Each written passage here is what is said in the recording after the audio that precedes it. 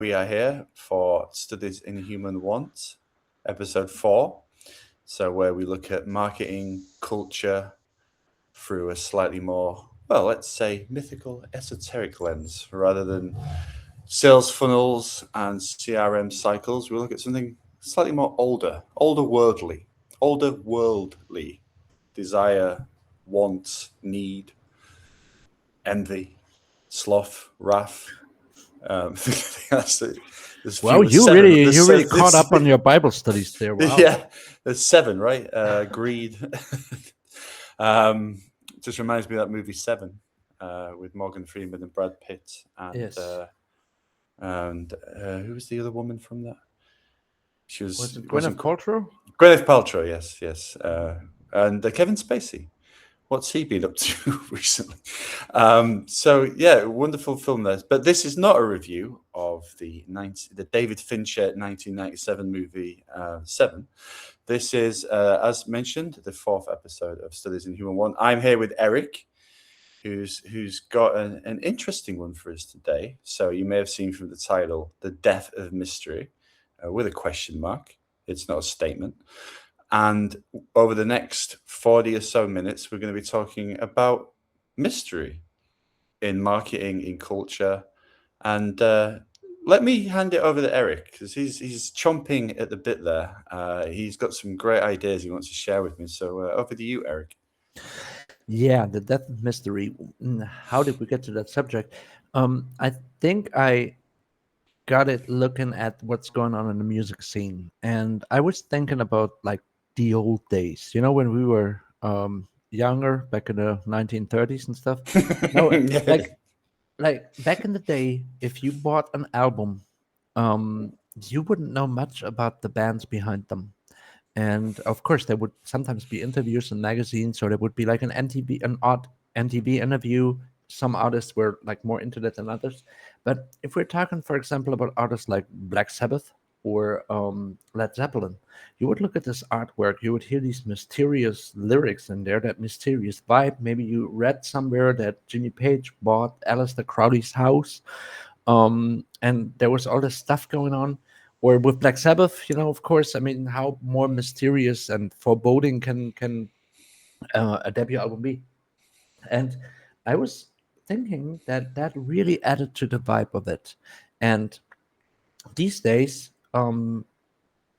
musicians, actors, authors, they're ever present. They've got their social media channels. You can talk to them. They show you how they went to the grocery store and what they got there.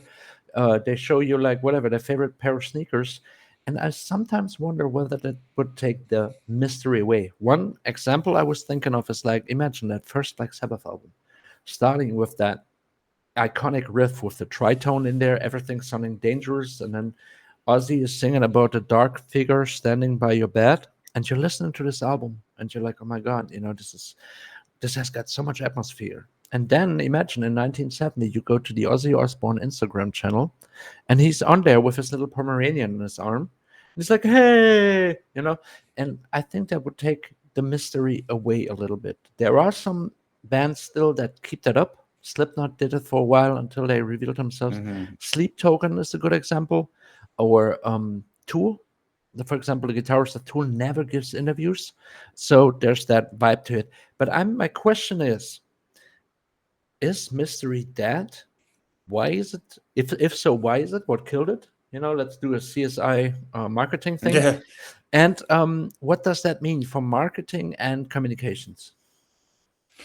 Well, I think a slightly more unromantic answer would be like commerce. It's marketing now is so, the attention spans are so low, Hmm. and so and I've talked about TikTok brain a few times in the past, and it is actually a real concept where people are so used to digesting things so quickly that you only have a matter of seconds to make an impact.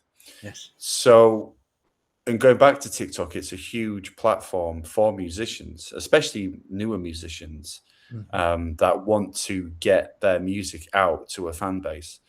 And if you know that the person is going to listen to the video for about 2 seconds. You have to make an impact. And I think it also goes back to, like you said, about how you learn more about the people. And I think it's a double-edged sword.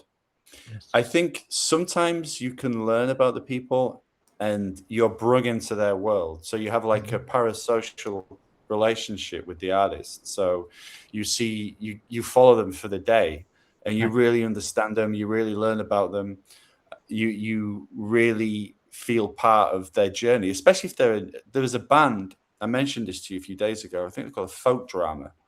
Hmm. I found them via LinkedIn.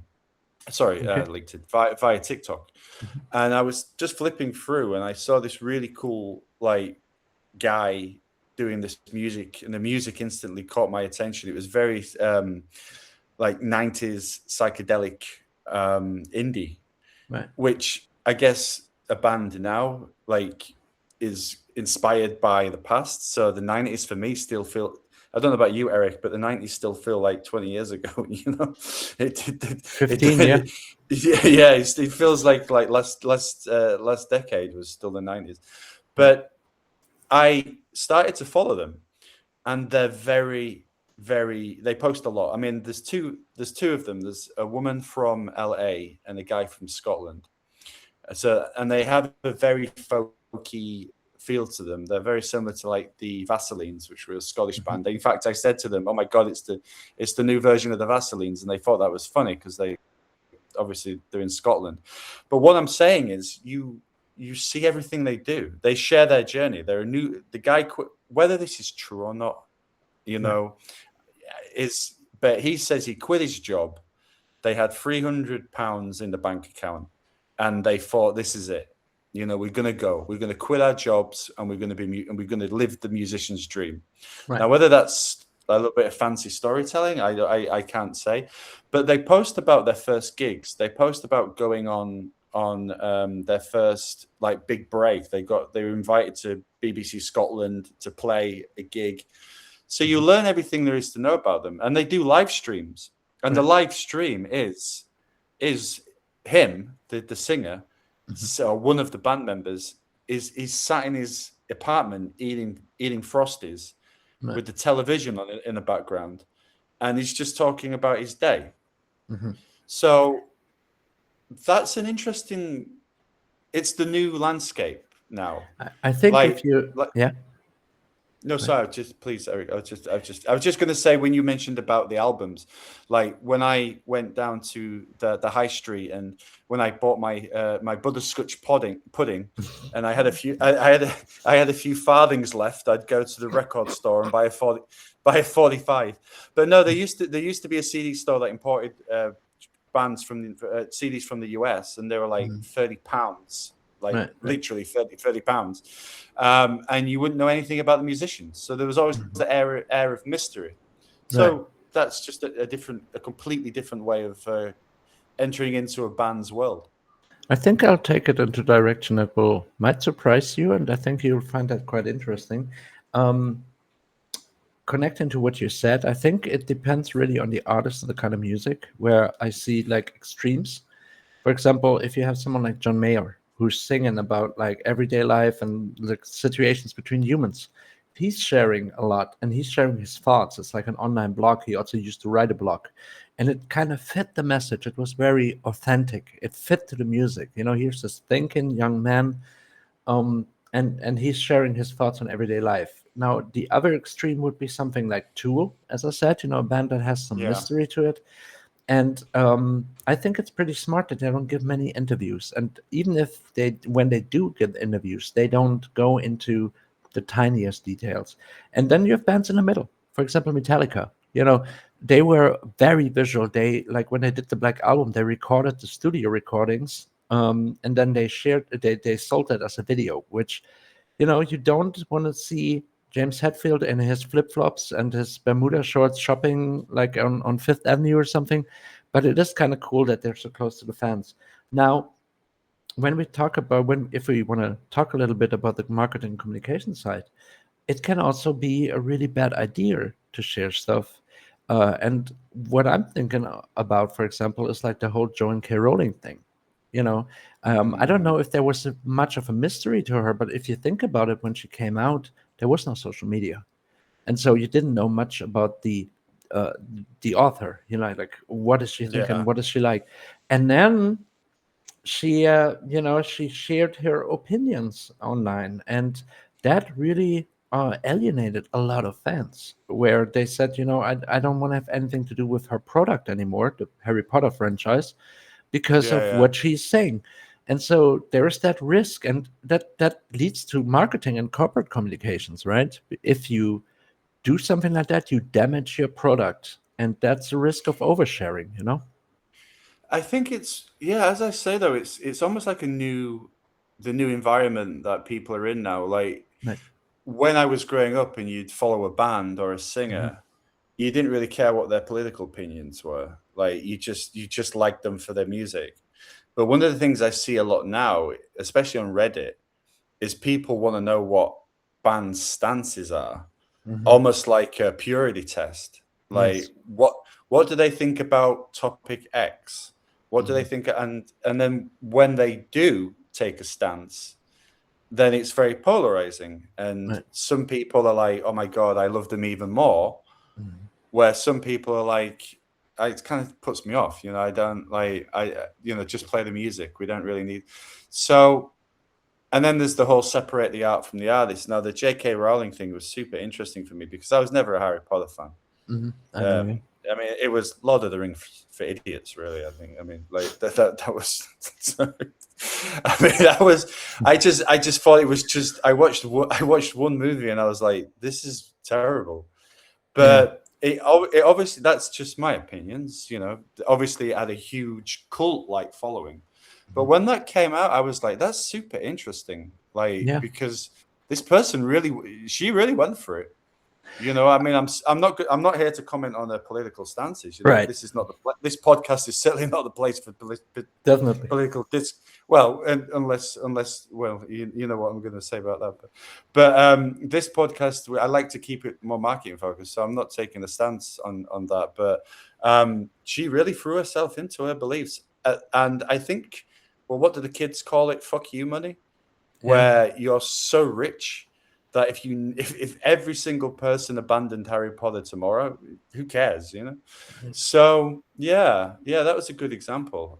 It's actually interesting. I watched a video this last weekend by like an author of young adult type books, and she was talking about writing styles in these books, and she was talking about Harry Potter as well in one of her videos, and she said she was a rabid fan of that franchise, and a lot of people she knew were. And she said, and I'm paraphrasing here, she said, after what J.K. Rowling said in public, we all gladly abandoned that and left us behind it. It's a thing of the past. So she actually, I don't know a percentage of how many people actually reacted that way, but she damaged her property and her sales. And I think a lot of the stuff surrounding the upcoming new TV show has to do with the fact that she really, chose a tough path there, and everything's going to be measured against what she said and how she behaved in public. So, and I think that's a marketing lesson and a corporate communications lesson where you really have to think about, like, do you want to be authentic? Do you have something to say? Do you want to share your viewpoint with the world? Or, should you better shut up and, not risk like damaging your sales or your credibility? Yeah, I know Ben and Jerry's. They had Yes. quite the ride over Right. the last 4 or 5 years, and they Hmm. took some very strong political stances. And as I say, it's a polarizing issue. I mean, Right. like those that agree with you are obviously going to be more inclined to buy your products, but Hmm. those that disagree with you are going to. But then I don't know. I mean, I kind of respect people for taking a stance.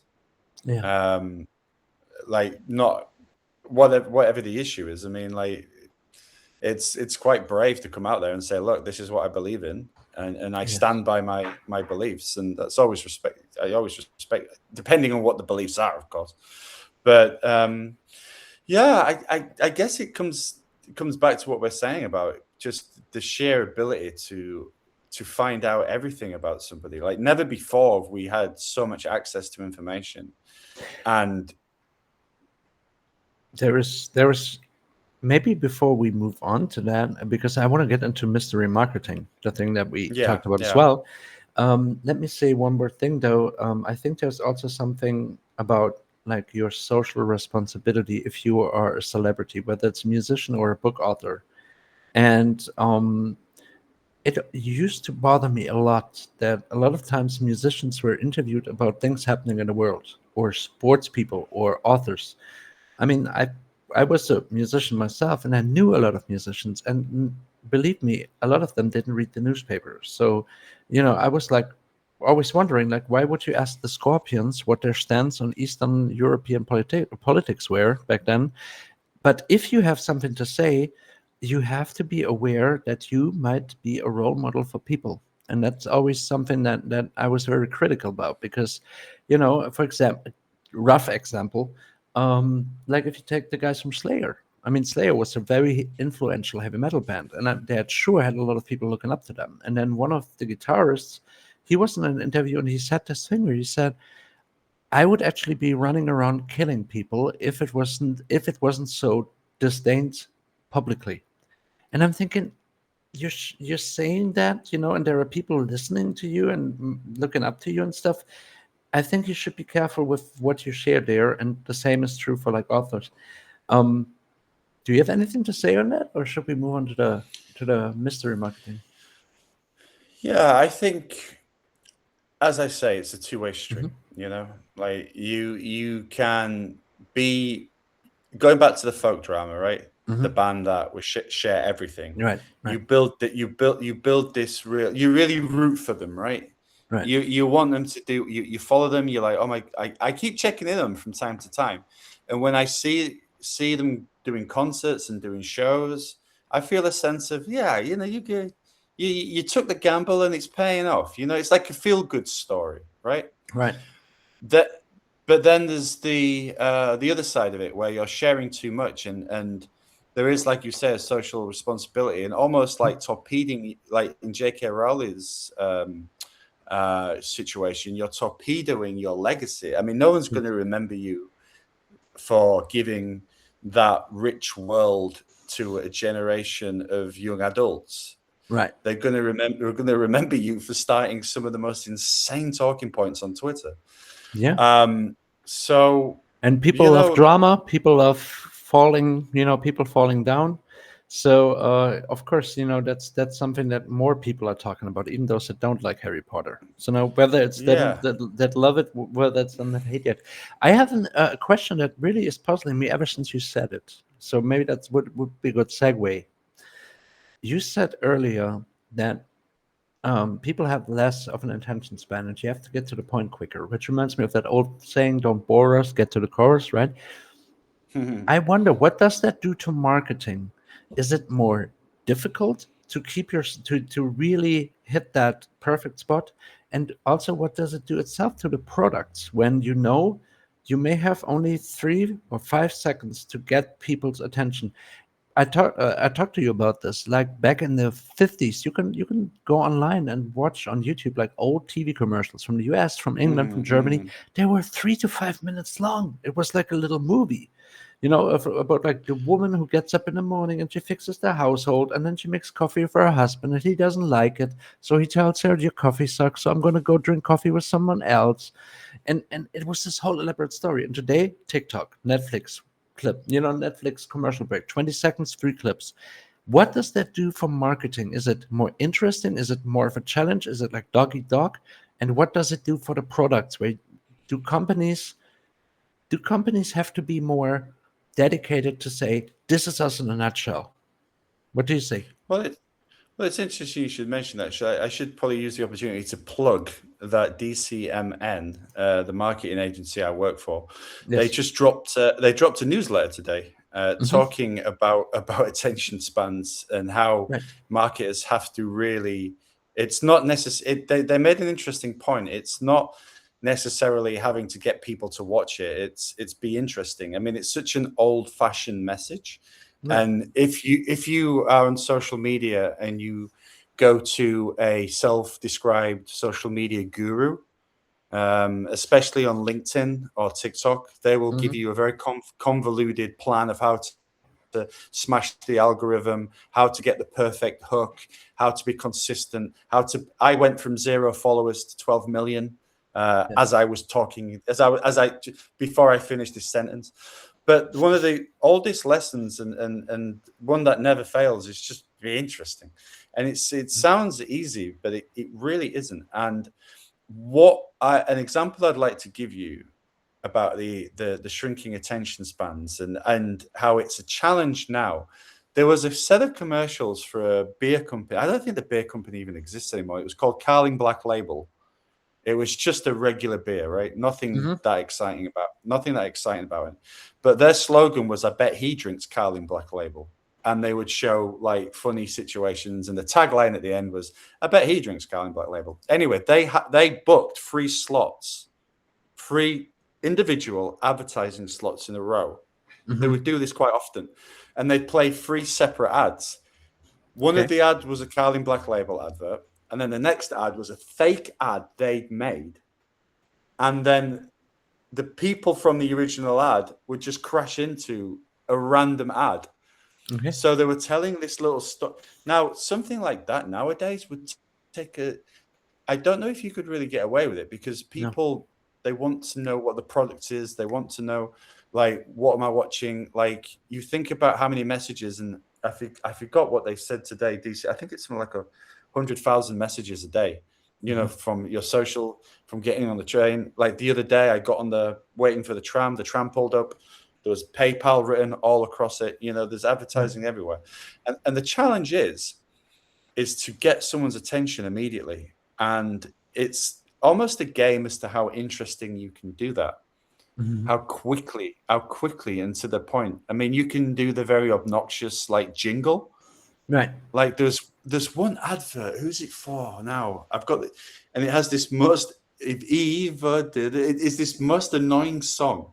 But every Right. time it comes on, every time I hear the first few bars of it, I'm like, oh Hmm. god, it's this advert. But it's how you have to like scream at people now to get their attention. What do you, as a marketer, if you say you have 5 seconds, 8 seconds, what do you want to stick with people? Is it something like the jingle? Because I know, for example, right? McDonald's, Yeah, everyone knows that yeah, one, yeah, right? yeah, yeah, yeah. Yeah, Um, they're masters. They're masters at it. is it that? Is it I need to try this? Is it the slogan? Like, just do it. Stuff like that, Yeah, What just do what it. what Yeah, do you need to get? Because I'm not that much of a marketer in that sense. I was marketing texter, right? But what do you want to stick if you only have those 5 seconds? Because you can probably only drop one thing, right? yeah, yeah. Well, I think if we're talking about top funnel awareness, so Hmm. you want someone to be aware of your product, right? So the McDonald's, what is it? Ba-da-ba-ba-ba. Right. I'm loving it, right? It Right. doesn't really tell you that much, but it sticks in your head. Hmm. So when you start getting hungry and you're driving down the street and you see a McDonald's drive-through, Right. you think you've got the jingle. You're like, yeah, McDonald's, let's go. Hmm. So it's building it into your mind. So you want to get something quick. You want to get something stuck in someone's mind. You want red colors, for example. Right. McDonald's is red and yellow, right? Right. Right. Ketchup and mustard. Hmm. So when you see the McDonald's golden arches, everything's consistent. So the Incredible, yeah. adverts, they use yellow and red. Yeah, they're catchy. You recognize the colors. You can spot a McDonald's on the high street a mile away. So that's how it's the repetition as well. You don't Hmm. want to play that advert once and then you want people to see it like 4 or 5 times a day. Right. Right. So it's forcing its way in Hmm. to someone's brain. So when they think of, like, if the kids are crying and I've got no food in, and you're like, oh, McDonald's, like, because you've got you thinking about it. So Right. repetition, familiarity, branding, Hmm. something catchy, something that Right. sticks in someone's mind. Very But if we talk about, like, let's say you have to make a new McDonald's campaign, and we're just spitballing here, right? I mean, of course, I couldn't ask you to do that in like 5 seconds, but let's say you're Try me. doing that, and at five Yeah. a 5 second TikTok commercial for McDonald's, something has to give. So, what do you convey? The burgers are good. You need a burger from McDonald's right now, or do you just establish the brand? That's what I'm trying to get to, because I don't think I mean, maybe you tell me I'm wrong, but I would think it impossible to go away and say, okay, I got the that song, I've got the Yeah. slogan, where's the beef? I know that they have a new cheeseburger with like jalapenos on it or something, and I need one now. Do you think, Yeah. are they doing this, Yeah. or what do you want to, what would you want to come out of those 5 seconds? What is the one thing that you can fire at people that they need to take away? Well, when I think of McDonald's adverts, I always think of like that comfort angle. Hmm. That like it's like so, yeah, they always seem to have the adverts like it's raining. Right. And you walk into a McDonald's and you're like, like a Big Mac, Yes. like you've treat. So they play a lot on that. So you want to convey a sense of like just get a burger. Hmm. They're quite self aware. They know. I mean, they tried introducing the salad options, but Right. ironically, when you add the dressing, it was more calories than the burger. So Mhm. they kind of abandoned that idea. But it's Yes. always been about like convenience. You can walk in there and walk out with a burger in 5 minutes, right? You don't have to Hmm. sit there and wait for someone to cook it. Yeah. So it's all about convenience. It's all about like that familiar taste of Hmm. of a Big Mac. They're quite, and they're always reinforce that. So if they said to me, hey, we want to do a new series of ads, I'd play on that treating angle. That like, yeah, it's a little naughty. Yeah, all right. But you'd show someone having a long hard day driving down the street, and then they see McDonald's, and you'd show it in like 5 seconds. Someone Right. driving, they wipe their eyes, and then they see McDonald's and they smile, right? Right. Right. So and you do that in 5 seconds. Hmm. Or if it was TikTok, you would have someone bite into the burger, like Hmm. just so when you're flipping, you just see someone biting into a burger, and you're like, oh, well, Right. Right. and Right. then Right. it says McDonald's. Yeah, yeah, So, since we're into the marketing thing now, and McDonald's, I don't think would be a good example for the mystery part, but there there has been mystery marketing, and I talked about an example of that a couple of episodes ago, about Daewoo, which is I think it was Southern Korean car brand, and they ran an ad in the 90s in Germany. I'm just, repeating this, where a TV spot, you see a sun coming up. It's this beautiful sun that you see above the clouds when you're flying, right? And then you would see the logo, and no one here really was familiar with that company back then. And a female voice, would sing Deo, and that was it. They would not show you what it was. So we were talking like, what is Deus? And then eventually it was revealed it was a car, where they took mm. the same spot. They only took 2 seconds of it, and then a car drove through the logo. So that was like an example of mystery marketing. And you told me some very cool examples from like Britain, which I didn't know about. So. Yeah, yeah. I tried trying to find exactly what it was. It was called Change the Script, and so we were walking. So as school kids, we were walking through the center of Leeds, England, Mhm. where I grew up, and you would see posters, so billboards of traditionally red items. So there was a strawberry, there was a Mhm. pillow box, post box. Right. The classic red British post box, Right. but they were blue, Okay. and there was a and it just said what with a question mark, right? Hmm. And I remember me and my friends seeing it Right. and being like, what is that? And we would talk about it at school. And then they did a collaboration with the British newspapers, which the red tops, Okay. traditionally, like the Hmm. tabloids, would be red, and they Hmm. changed them all to blue. Wow. So everyone in England was like, what what's going on? This is and it became a big talking point. And then it was finally revealed that it was Right. Pepsi. So all the ads were Yes. replaced. So the Because they were exact same. changing their brand color Yeah, to mostly blue, right? yeah, Hmm. yeah. So they replaced all the ads exactly where they were. So that was a couple of weeks of them doing it, building up the tension. And like I think to myself, and I asked you this, could you do that nowadays? Like, would people just like lose interest after like a week? Or would you get that level of investment? Like, what is going on with all this On blue and red stuff?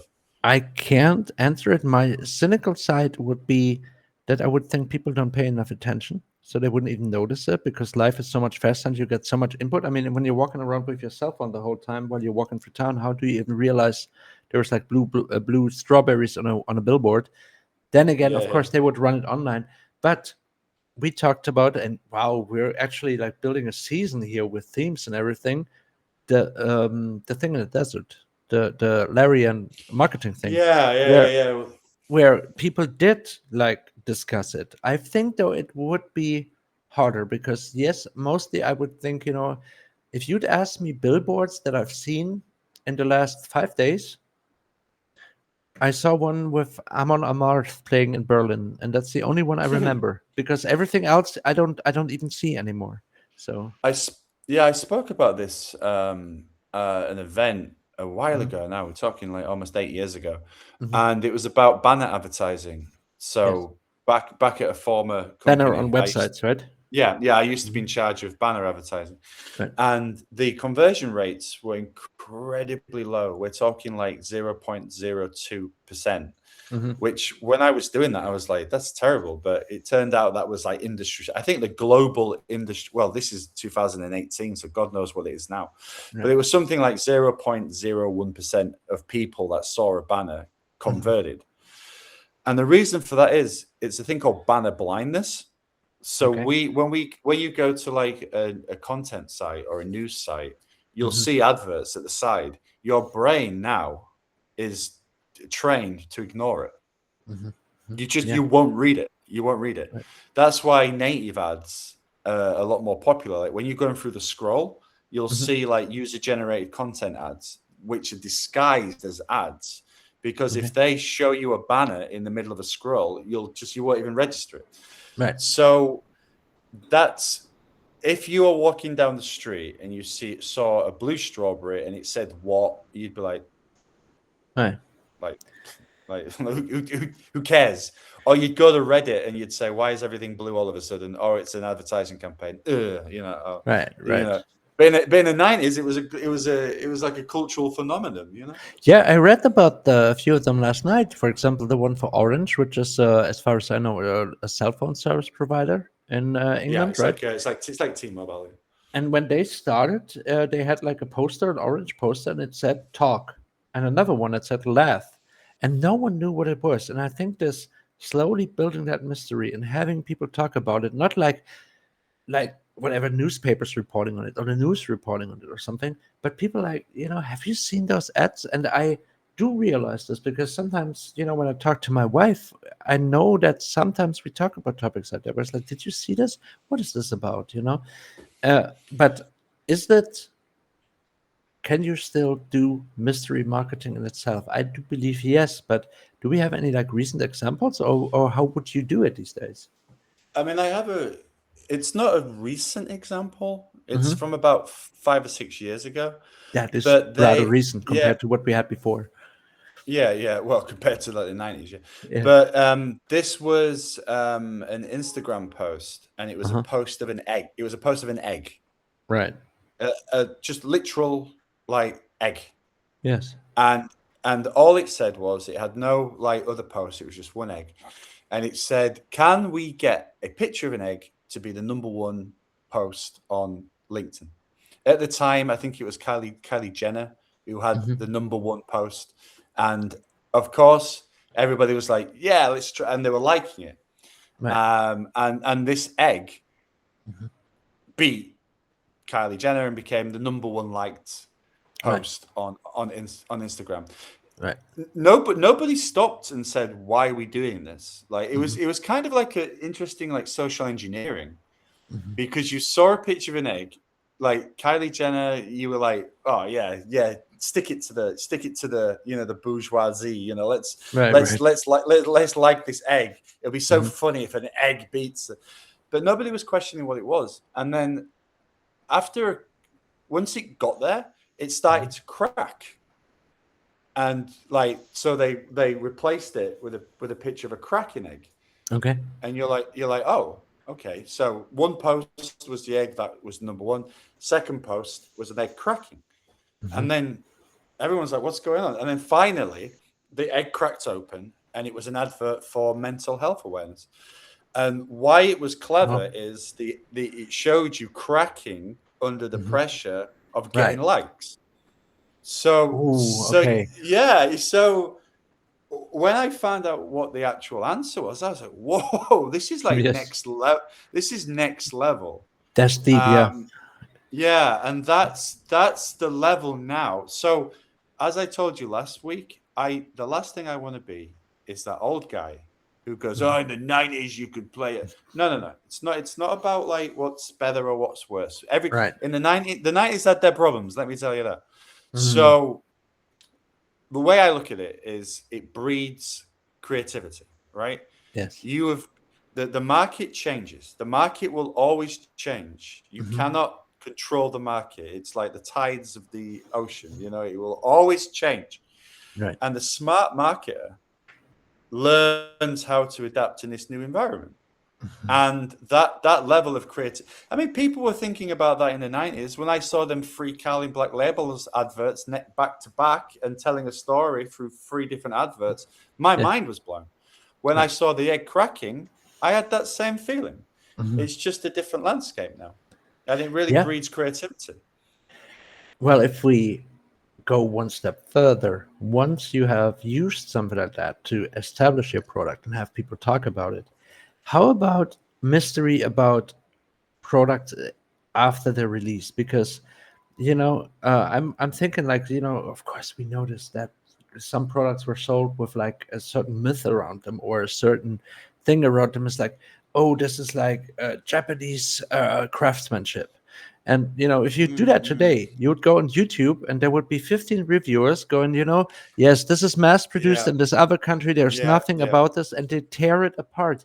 And I mean, on one hand, like, immediately I'm thinking, yeah, it's honesty. It's dishonest to say that. And yeah, as a consumer, people make YouTube videos and say, hey, this is the truth. But are we missing something with that?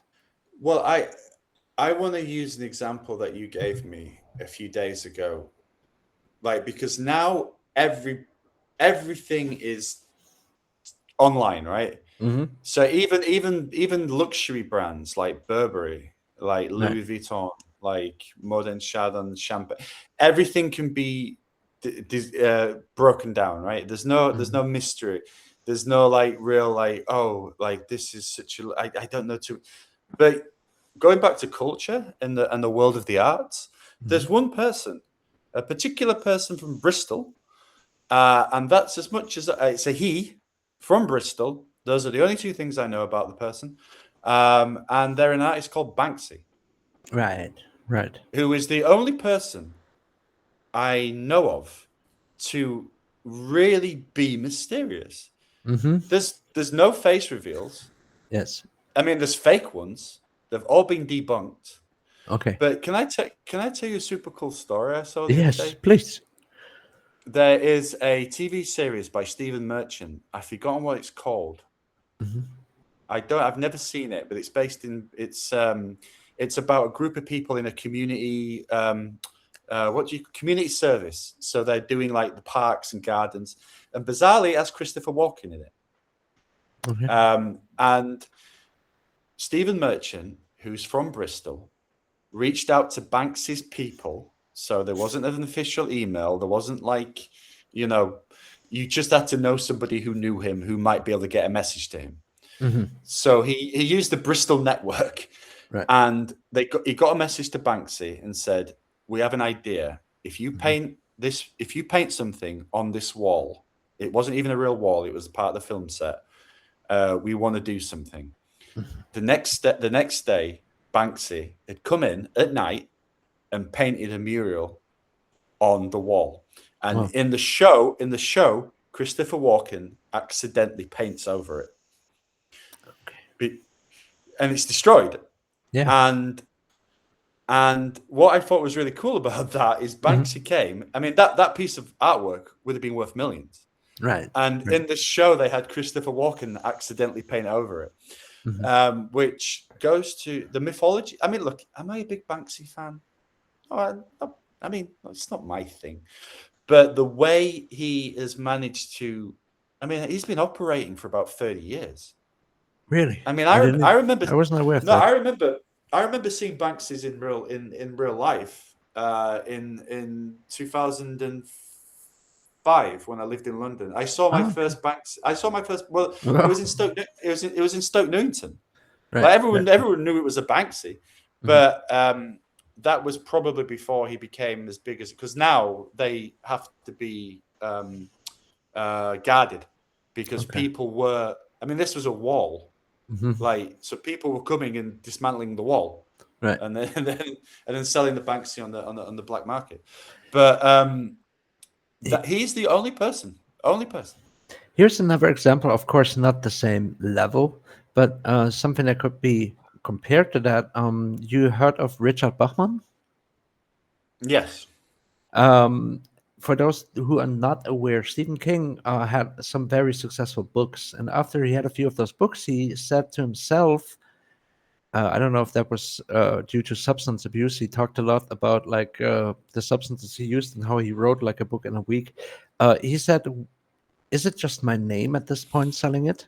Because people were making Yeah. fun. There was a review saying he could publish his shopping list and it would be a bestseller.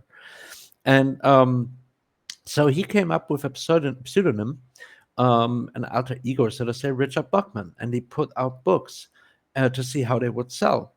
And they did not sell all too well. And then a book merchant, like a bookseller, at a bookshop, he realized what was going on. And either it is that he discovered his style, and then he looked into some stuff with the publisher, he figured it out.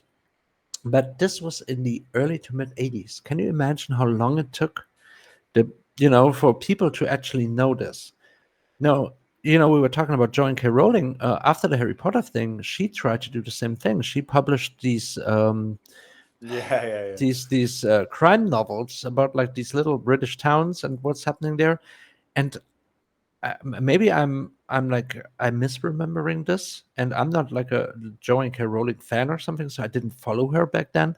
But I felt like on the day they announced this book, they said this is Joanne K. Rowling's book. I mean, it was pretty much out immediately. And, with the internet, of course, that speeds everything up. So, is it still possible if you're making a product to build a myth like that? Or is that another thing where you just, you waste time, money, effort, and you like kind of it's going to be ruined immediately because someone immediately will make a YouTube video on it. It will immediately go viral. Is that something that? And I'm not saying that's bad. Like oh, used to be better back then. Is that gone? Is that the dodo?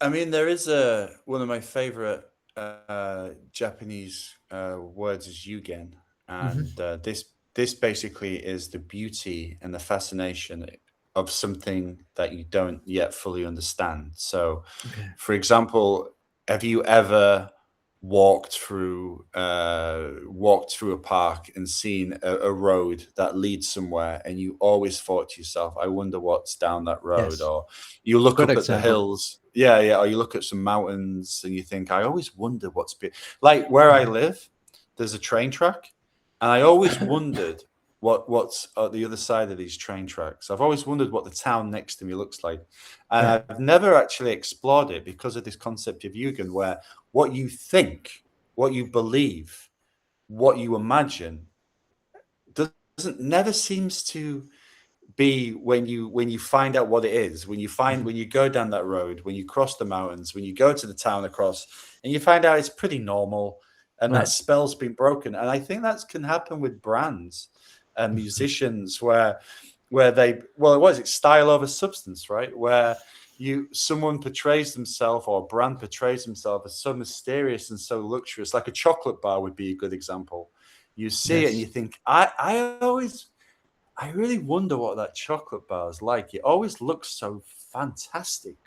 And then you try it and you're like, it's a chocolate bar, yeah. Right. So there is a danger of being too mysterious, but there's Mhm. also a danger of being quite boring and quite open, and everybody knows who Right. you are. I guess it's. I mean, you're a communications expert. I guess it's what's the if you have a sale on this weekend, Hmm. you want to be quite like you don't be too mysterious. You don't want like a 20% with a question mark, like, Right. Right. and some opera music playing, and then maybe a voiceover. Is it true? You want to be quite direct. I mean, we were talking about this because it's always you bring the marketing perspective, I bring the communications perspective, and I could easily just say, mystery is death in communication. Because if you talk about corporate communications, um, like if you talk to like your internal communications, communicating with the employees, and there is like rumors going, and you're not saying anything, that's not mystery. You're making it worse. Or when it goes to outside communication, I mean, sometimes it may work. For example, the video game studios, like you have From Software, the makers of Dark Souls and Elden Ring.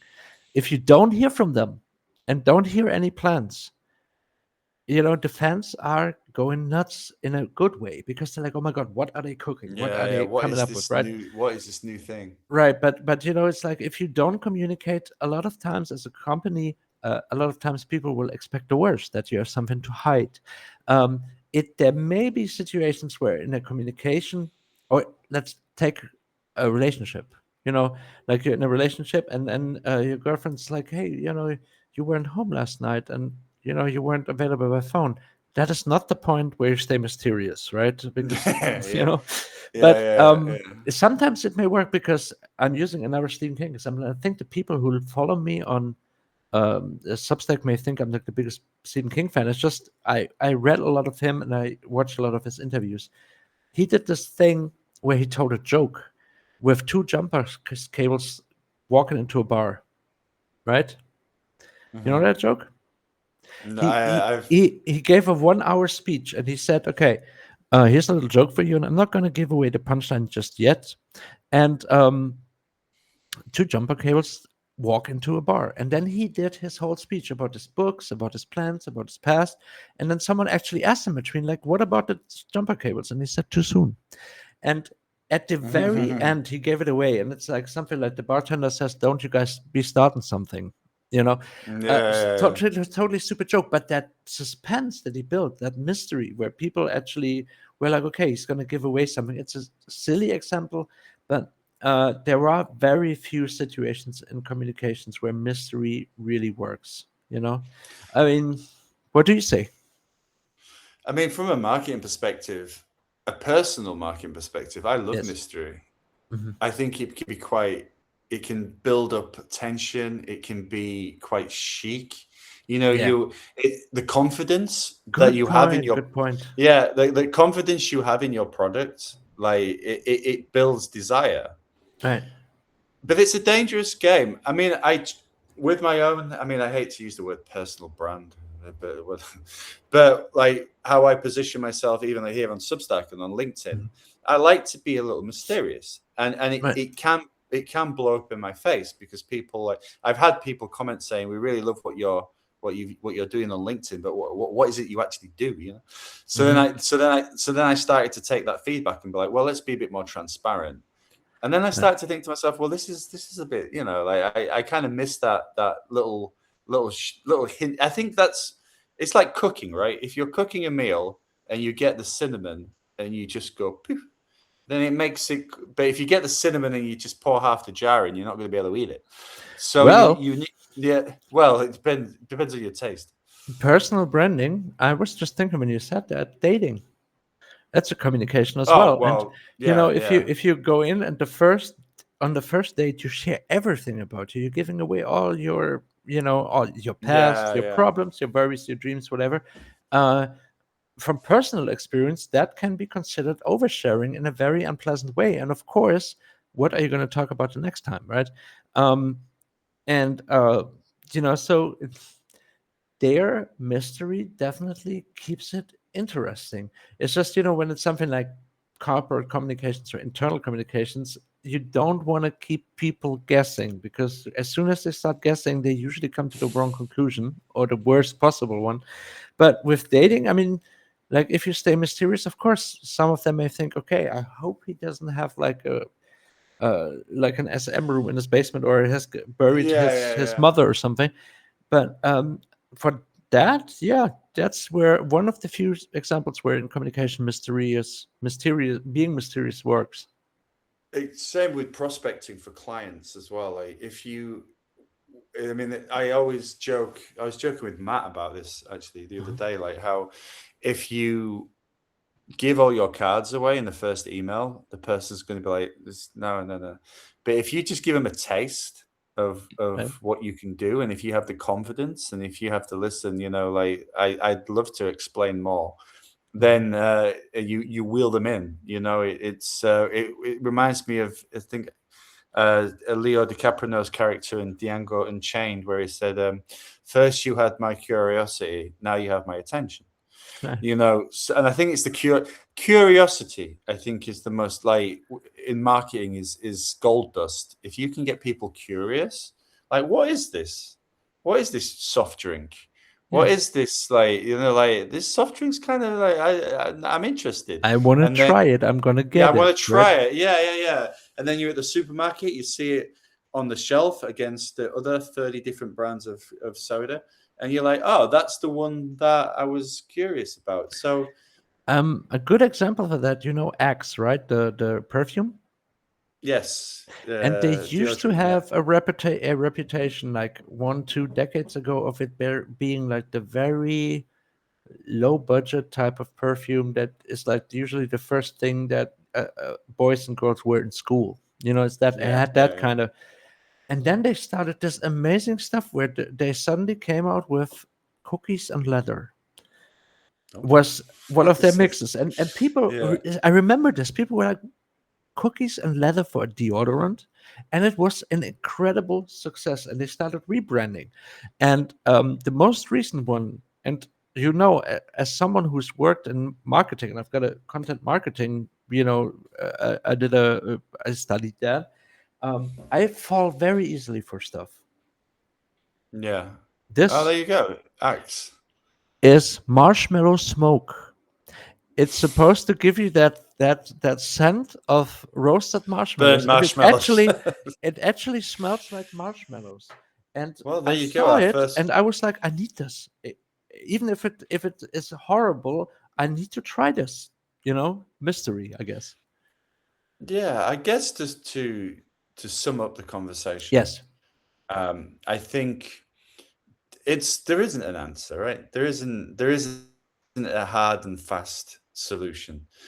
It depends on what kind of. Some brands pride themselves in being straightforward.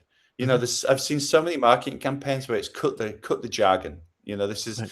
this is what we do. That it's, and then there's ads that brands that like thrive on that mystery, on that Yes. ability to captivate the audience, and it takes a lot of confidence in your brand. Mhm. But it's kind of cool. You're like, I like these people. Yes. They know what they're doing, and they have confidence.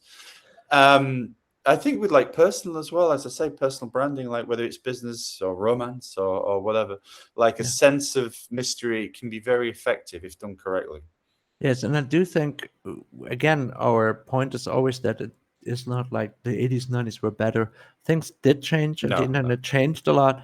And of course, like expectations, we didn't get into stuff like, for example, people want to know, is the product made in a sustainable method and stuff. So you have to share even Yeah, more about your production. yeah, yeah, yeah, But yeah, exactly. things have changed, and it certainly makes some things easier. It also makes some things harder. So I think we just with AI or something, marketing and communication need to adjust to that, to that different pace, that Yeah. different speed.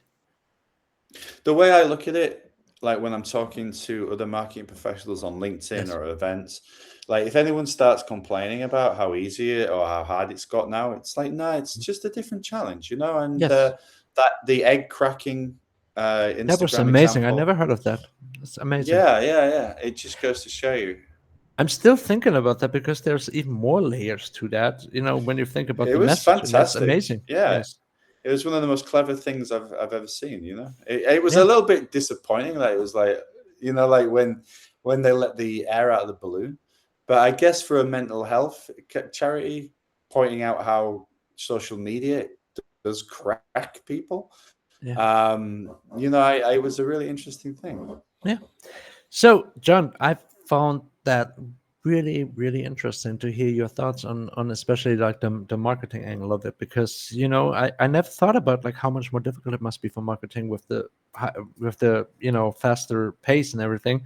So thanks for sharing all those insights on that.